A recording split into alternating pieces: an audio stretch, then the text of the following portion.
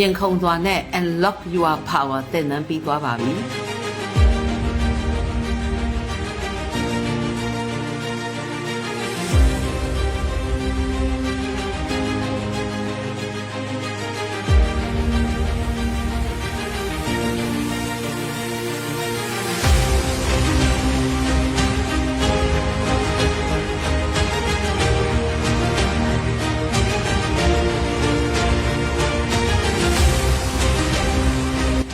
ငါဘာတူလဲဘသူအတွက်လဲငါဘာကြောင့်မွေးလာတာလဲငါဘာကိုတည်ဆောက်မှာလဲ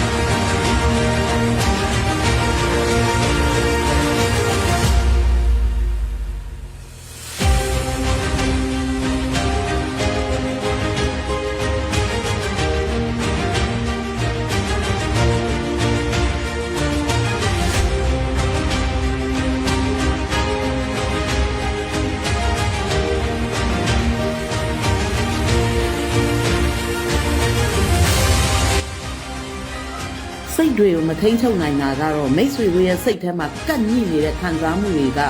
automatic အလုပ်လုပ်ပြီးကိုဖြစ်ချင်တဲ့အတိုင်းဖြစ်လာဖို့အတွက်ကတော့ unlock your power မှာ lock လုပ်